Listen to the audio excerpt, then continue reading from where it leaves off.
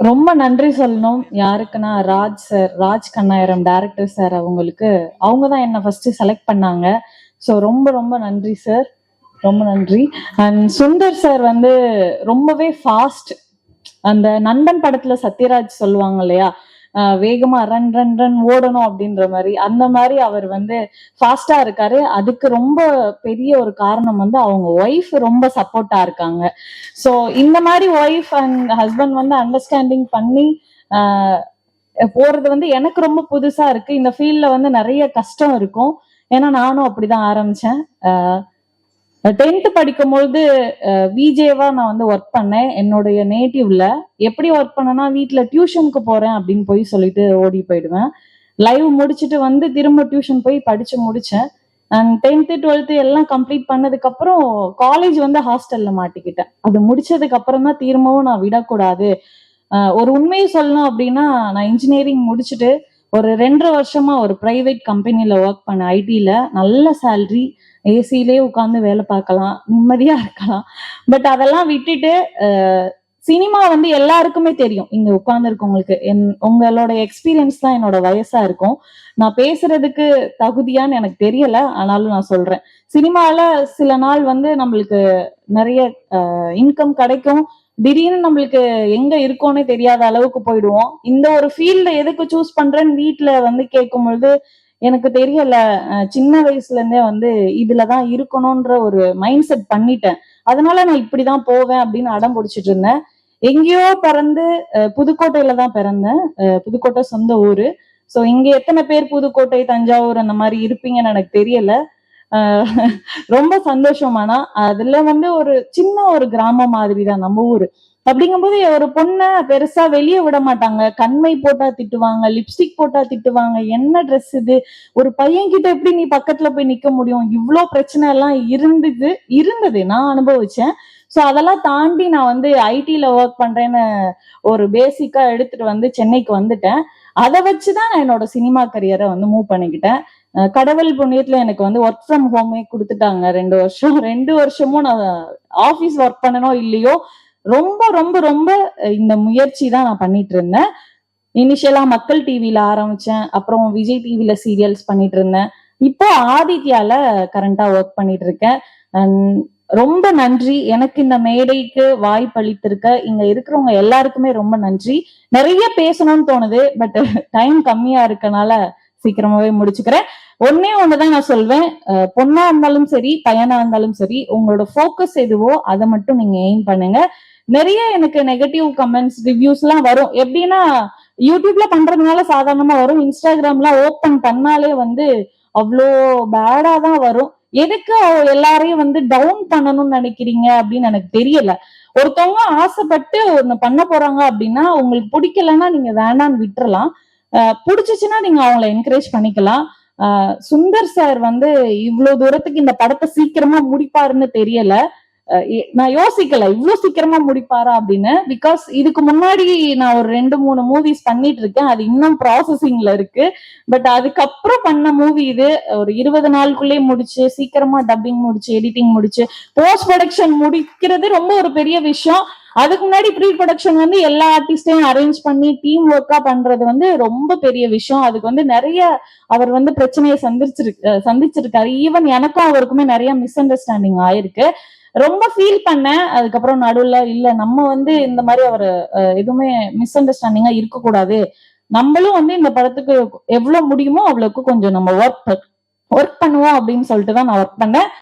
நான் நினைச்சு பார்த்த நாள், ஆசைப்பட்ட நாள், ஆடியோ லான்ச்.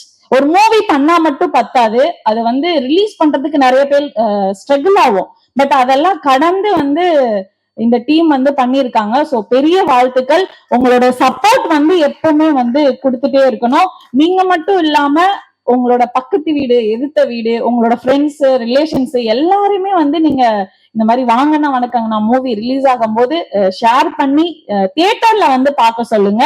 அப்பதான் வந்து நம்மளுக்கு இன்னும் வந்து நிறைய சப்போர்ட் கிடைச்ச மாதிரி இருக்கும், நிறைய நல்ல விஷயங்கள் பண்ணுவோம். Thank you so much. அனைவருக்கும் இனிய காலை வணக்கம். மதிப்புக்கு மரியாதைக்கும் உரிய நான் கடவுளை விட மேலா வணங்கக்கூடிய பெருந்தலைவர் காமராஜர் அவர்கள் கடினமா உழைத்து இந்த தமிழ்நாட்டில் ஒரு பேர் இயக்கத்தை கொண்டு வந்தாங்க அப்படின்னு சொன்னா அது காங்கிரஸ் பேர் இயக்கம். அந்த காங்கிரஸுடைய முன்னாள் தலைவராக இருந்து இங்கு வந்திருக்கும் மரியாதைக்குரிய திருநாவுக்கரசு சார் அவர்களுக்கும், திரையுலகில் இன்னைக்கும் ஒரு தனித்தன்மையோட நிறைய இளைஞர்களுக்கு ஒரு வழிகாட்டக்கூடிய ஒரு நிறுவனத்தையும் நடத்திக்கிட்டு தயாரிப்பாளராகவும் இருந்து பல பேருடைய வெற்றிக்கு உறுதுணையாக இருக்கக்கூடிய திரு தனஞ்சயன் சார் அவர்களுக்கும், சிறு தயாரிப்பாளர் முதலீட்டாளர் சங்கத்தின் தலைவர் அண்ணன் அவர்களுக்கும், இந்த படத்தின் தயாரிப்பாளர் திரு லக்ஷ்மணன் சார் அவர்களுக்கும், எனது அருமை எனக்கு முன்னாடி பேசின இயக்குனர் தாடா படத்தின் இயக்குனர் இனிய சகோதரர் அவர்களுக்கும், படத்தின் நாயகன் சுந்தர் மகரிஷி அவர்களுக்கும், தயாரிப்பாளர் யாஸ்மின் அவர்களுக்கும், மணிமேகலை லட்சுமணன், டைரக்டர் ராஜகண்ணாயிரம் அவர்களுக்கும், music director Joseph Chandrasekar, editor Ramesh Mani, cameraman Venkat Maniratnam, dance master Rajkiran Madhavan, ராகுல் உன்னிகிருஷ்ணன் மற்றும் இந்த படத்தில் பணியாற்றிய அத்தனை கலைஞர்களுக்கும், எங்களுடைய ஆங்கர் அவர்களுக்கும், அண்ட் வந்திருக்கும் அனைத்து பத்திரிகை சகோதர சகோதரிகளுக்கும், இங்கு வந்திருக்கும் அனைத்து இந்த படத்தை சேர்ந்த டெக்னீஷியன்ஸ், அவங்களுடைய உறவினர்கள், நண்பர்கள், ரசிக பெருமக்கள் அனைவருக்கும் என்னுடைய பணிவன்பான வணக்கத்தை தெரிவித்துக் கொண்டு, வாங்கண்ணா வணக்கங்கண்ணா தளபதியுடைய ஃபேமஸான ஒரு பாடல். தளபதி மட்டும் இல்ல, அந்த படம் வந்து எனக்கு ரொம்ப பிடிச்ச என்னுடைய இனிய நண்பர் இயக்குனர் ஏஎல் விஜய் அவர்களுடைய படம் அது.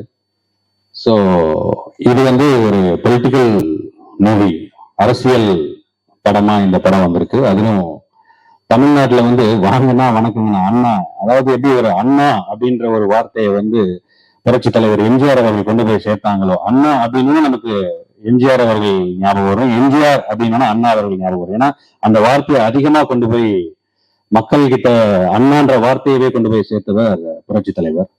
அது மாதிரி அண்ணே அப்படிங்கிற வார்த்தையை மக்கள் கிட்ட கொண்டு போய் சேர்த்தவரை நம்ம செந்தில் அண்ணன் தான். அண்ணே அப்படின்னாருனாலே போதும், அந்த வார்த்தைக்கு அவ்வளோ அழகு, அவ்வளோ இனிமையா இருக்கும். அவர் தான் வந்து அந்த வார்த்தைக்கு ஒரு பிராண்ட் அம்பாசிடர் மாதிரி.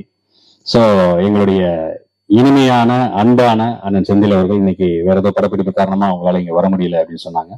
ஸோ அவங்களுக்காக நான் இந்த நிகழ்ச்சியில வந்து அவங்க சார்பாகவே நான் வந்தேன்னு கூட நீங்க சொல்லலாம். அண்ட் படத்துடைய ட்ரெய்லர் இது வந்து ஒரு பொலிட்டிக்கல் விஷயங்களை பேசுது, பாடல்கள், இசை, டான்ஸ் எல்லாமே ஒரு புதிய டீம் அவங்களுடைய என்ன அவங்களுடைய எஃபர்ட்டை போட முடியுமோ, என்ன அவங்களுடைய பெஸ்ட்டை கொடுக்க முடியுமோ அந்த பெஸ்ட்டை வந்து இதுல செஞ்சிருக்கிறாங்க. ஸோ அவங்களுக்கு வந்து அவங்க எதிர்பார்த்த அளவிற்கு அது வியாபாரத்திலையும் அது இருக்கணும் அப்படின்னு சொல்லி நான் கடவுளை வேண்டிக்கிறேன். சினிமாங்கிறது வந்துங்க அது காலத்துக்கும் வருமானம் தரக்கூடிய ஒரு ப்ராப்பர்ட்டி. அதை நம்ம சரியா செஞ்சோம்னு சொன்னா அது வந்து ப்ராப்பர்ட்டி தான், அது ஒரு இன்டெலெக்சுவல் ப்ராப்பர்ட்டி. அதுக்கு வந்து என்னைக்குமே அது ரெவன்யூ ஜென்ரேட் பண்ணிக்கிட்டே இருக்கும். ஒவ்வொரு டெக்னாலஜி வளர வளர அந்த கண்டென்ட், இப்போ சார் பேசும்போது சொன்னாங்க கில்லி வந்து 20 years கழிச்சு இவ்வளவு பெரிய கலெக்ஷன் பண்ணுது அப்படின்னா இட்ஸ் அ ப்ராப்பர்ட்டி, நமக்கு வந்து வருமானம் கொடுக்கும். சமீபத்துல நான் தொடர்ந்து ஒரு 4-5 வாரமா நான் வந்து உதயம்ல வந்து அந்த ரீரிலீஸ் படங்கள் எல்லாமே நான் பாக்குறேன். அன்பேவா, சாரி, உலகம் சுற்றும் வாலிபன், 1000 என்னங்க, அடிமை பெண், 1000ல் ஒருவன், வசந்த மாளிகை, கர்ணன், இதெல்லாம் இப்பவும் வந்து ஜனங்க வந்து அவ்வளவு ரசிச்சு பாக்குறாங்க. ஏன்னா டிஜிட்டல் டிரான்ஸ்பார்மேஷன்ல அந்த படங்களை பார்க்கும்போது அவங்களுடைய அந்த தொழில் நேர்த்தியை பார்த்து நம்ம பிரமிச்சு போறோம். என்ன பிரம்மாண்டம் நம்ம சொல்றோம் இல்லையா, இப்போ சங்கர் சார் படம் பிரம்மாண்டம்ன்றது அந்த காலத்துல அவ்வளவு பிரம்மாண்டமா எப்படி பண்ணாங்க, எவ்வளவு கமிட்டடா அந்த அந்த பீரியட்ல இருந்த டெக்னீஷியன்ஸும் ஆக்டர்ஸும் எவ்வளவு ப்ரொஃபஷனலா அதை வந்து நேசிச்சு அந்த ஒரு ஆர்ட்டை செஞ்சிருந்தாங்கன்னா 50 வருஷம் கழிச்சும் இன்னமும் அதை வந்து டிக்கெட் எடுத்து போய் பாக்குற அந்த ஒரு அதை வந்து ரசிகர்கள் விரும்புறாங்க. ஸோ நாம எந்த வேலை செஞ்சாலும் அதை நேர்த்தியோட ரொம்ப அக்கறையோட கவனமா செஞ்சோம்னு சொன்னா அதுக்கான ரெவன்யூ டெஃபினட்டா கிடைக்கும். சினிமா வந்து டெஃபினெட்லி ஒரு லாபம் தரக்கூடிய தொழில் தான் இருக்கேன். அதில் நான் தான் மெயின் வில்லனா நடிச்சிருக்கேன். அதுல வந்து வந்தோடனே சொன்னாங்க, ஏன்பா நீ என்ன ரஜினி சாரோட குளோன் மாதிரியே இந்த படம் நான் பார்த்தேன் அப்படியே இருக்குன்னு. சார் என்ன பண்றது, இப்ப டைரக்டர் சார் இருக்கட்டும், இப்ப சாரே அதுதான் கேக்குறாங்க. என்ன பார்த்தோன்னு கேட்கிற முதல் விஷயமே நீங்க ரஜினி சார் மாதிரி பேசுங்க, ரஜினி சாருடைய அந்த விஷயத்த பண்ணுங்க அப்படின்னு சொல்லி அதை கேட்கறதுனாலே நான் திரும்ப திரும்ப செஞ்சு நான் நிறைய அப்படியே ஆயிட்டேன் சார். நிச்சயமா. சரி, ஓகே. இந்த ஃபங்க்ஷனுக்கு தலைவர் அவர்கள் வந்திருந்தாங்கன்னு சொன்னா எப்படி இருந்திருக்கும்?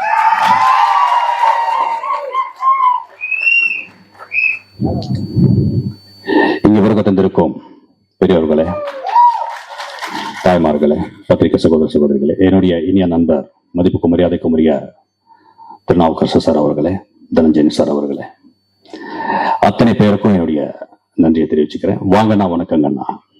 என்னுடைய அன்புக்குரிய, பாசத்துக்குரிய, நேசத்துக்குரிய செந்தில் அவங்க அவங்களுடைய படம் அப்படின்னு சொன்னாங்க. நான் சரி, நான் டெஃபினட்டா வரேன். ஏன்னா அவரை நம்ம வாழ்த்தாம வேற யார் வாழ்த்துவாங்க, நான் டெஃபினட்டா வரேன் அப்படின்னு சொன்னேன். இங்க உங்க எல்லாரையும் பார்த்தது எனக்கு ரொம்ப சந்தோஷம், ரொம்ப மகிழ்ச்சி. இந்த படம் நல்ல அளவுல அவங்க எதிர்பார்த்த அந்த லாபம், அந்த சக்சஸ் வரணும்னு சொல்லி நான் கடவுளை வேண்டி விடைபெறுகிறேன். நன்றி, வணக்கம்.